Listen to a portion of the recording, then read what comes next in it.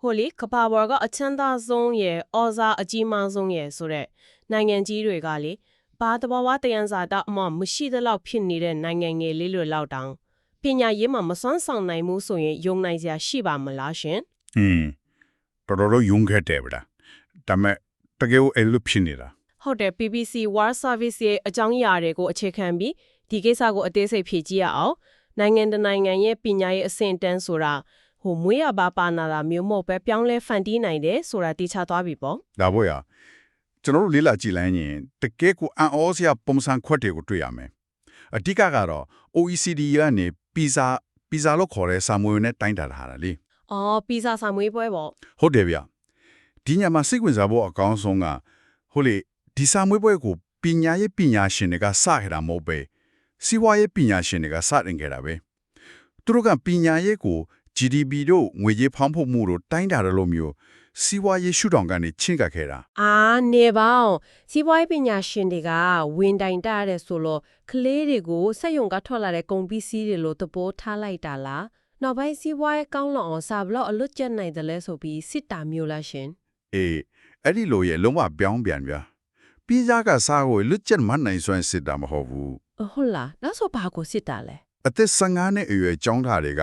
ကသူတို့သင်ယူထားတာတွေကိုပြင်ပလက်တွေကဘာကပြဿနာတွေဖြေရှင်းရမှာဘလောက်အသုံးချနိုင်တယ်လဲဆိုတာမျိုးနောက်ပြီးဝေဖန်ပိုင်းချပြီးစဉ်းစားတွေးခေါ်နိုင်သလားဆိုတာကိုအဓိကစစ်တာဗျာ တကယ်လက်တွေ့အသုံးချနိုင်စွမ်းကိုစစ်တာပေါ့ မှန်ပါတယ်အဲ့ဒီရလက်တွေထွက်လာတော့မှအားလုံးအသင်ကုန်တာလေဥပမာအမေရိကန်လိုနိုင်ငံကြီးရဲ့ရလက်ကအလဲလဲအဆင့်လောက်ပဲရှိနေတယ်ဒါပေမဲ့ပြည်နယ်လိုက်ကြည့်ရင်တော့ကွာဟချက်အရန်ကြီးတယ်ဗျာ ဘလို့မျိုးကွာသွားတာလဲရှင် Massachusetts ပြည်နယ်ကကမ္ဘာထိပ်တန်းအဆင့်မှာရှိနေပြီး Mississippi ပြည်နယ်ကတော့အောက်ဆုံးရောက်နေတာမျိုးပေါ့။နောက် Germany ဆိုရင်လည်းကိုယ်ပညာရေးစနစ်ကိုကိုယ်အထင်ကြီးနေခဲ့တာလေ။ပထမဆုံး PISA ရလက်တွေထွက်လာတော့အမတ်နဲလုံးလို့နိုင်ငံရေးအရှုပ်တော်ပုံတစ်ခုလိုတောင်ဖြစ်သွားတယ်။ PISA shock လို့တောင်နာမည်တွင်ခဲ့တာ အဲ့ဒါဆိုရင်စဉ်းစားစရာတစ်ခုဖြစ်လာပြီပညာရေးကိုကျမတို့ကရေတို့မီးတို့လိုလူတိုင်းရရှိရမယ့်အခြေခံဝန်ဆောင်မှုတစ်ခုအနေနဲ့သဘောထားတာလားဒါမှမဟုတ်ငွေချေးတက်နိုင်တဲ့လူနည်းစုလေးပဲဝင်ခွင့်ရတဲ့ VIP club တစ်ခုလိုသဘောထားနေတာလားဆိုတာလေ ။အဲ့ဒါအတီးကြပဲဗျာ အရင်အနည်းအလွန်ကြီးမားတဲ့နိုင်ငံကြီးတွေတောင်တစ်နိုင်ငံလုံးအတိုက်အနဲ့ကြာရှုံးနေတယ်ဆိုရင်ငွေချေးဆိုတာအရာရာကိုဖြည့်ရှင်ပေးနိုင်တဲ့မော်ဈေးစွမ်းတစ်ခွက်တော့မဟုတ်ဘူးပေါ့နော်ဒါဆိုတဘာဝတင်စားတာလုံးဝမရှိတဲ့နိုင်ငံငယ်လေးတွေကဘယ်လိုလုပ်ပြီးထိတ်ဆုံးရောက်နေကြတာလဲ ။ဟိုလေခုနဥပမာပဲပြန်ကောက်ရရင် Massachusetts လိုနေရာမျိုးမှာပညာရေးက VIP club တစ်ခုလိုဖြစ်နေပေမဲ့စင်ကာပူတို့အက်စတိုးနီးယားတို့ထိုင်ဝမ်တို့လိုနိုင်ငံတွေမှာကြတော့ပညာရေးကိုလူတိုင်းရနိုင်တဲ့အခြေခံဝန်ဆောင်မှုတစ်ခုအဖြစ်ပြောင်းလဲပြစ်နိုင်ခဲ့ကြတယ်ဗျာ အော်သူတို့ကလူတိုင်းအတွက်ဖြည့်ဆည်းပေးလိုက်တာဗော ဟုတ်တယ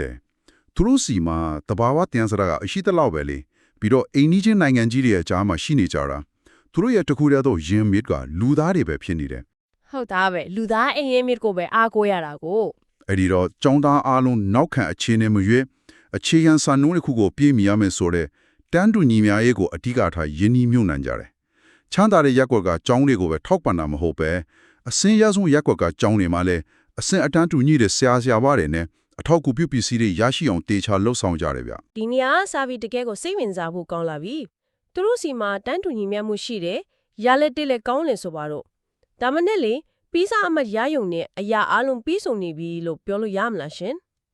မရဘူးဗျာအဲ့ဒါကလည်းအရေးကြီးတဲ့ချက်ပဲ ဟုတ်တယ်မလားအာရှနိုင်ငံတချို့မှာဆိုရင်ကျောင်းသားတွေရဲ့စိတ်ဖိစီးမှုကရမ်းမြင့်မားနေတယ်လေနောက်ပြီးပြီးစားဆောင်ပွဲကတိုင်းတာလုံးမရတဲ့တီထွန်ဖန်တီးနိုင်စွမ်းဆိုတာတွေလည်းရှိတယ်မဟုတ်လား ဒါကမမြင်ရတဲ့ကွက်လက်တစ်ခုပါပဲ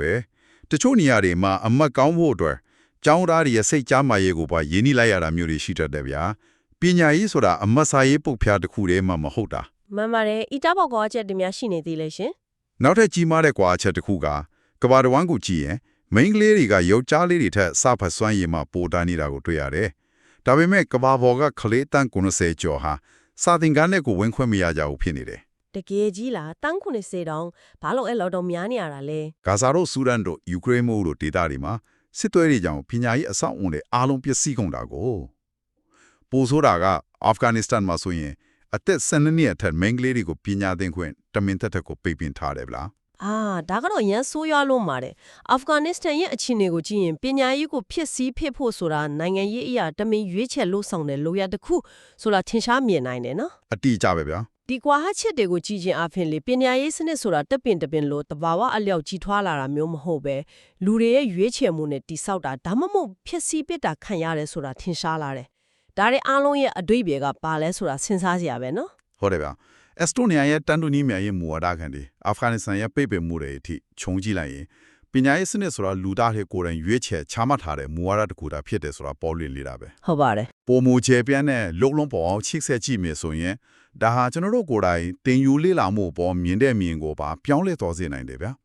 စာမေးပွဲအောင်ဖို့ဒါမှမဟုတ် HIB ကလပ်တဲ့ဝင်ခွင့်ရဖို့တက်ထက်လက်တွေ့အထုံးချနိုင်တဲ့စင်မှန်တဲ့တက်မြောင်မှုကိုဘယ်လိုတိစောက်မလဲဆိုတာပိုရေးချသွားပြီ ဒါဆိုစနစ်တစ်ခုကချိုးရင်းနေရင်တောင်မှစာမေးပွဲခန်းပြင်ဘက်ကလက်တွေ့ကဘာမှာအမှန်တကယ်လိုအပ်တာကဝေဖန်ပန်းချနိုင်စွမ်းနဲ့ပြဿနာဖြေရှင်းနိုင်စွမ်းတွေပဲဖြစ်မယ်ထင်တယ် လုံးဝမှန်တယ်ဗျာ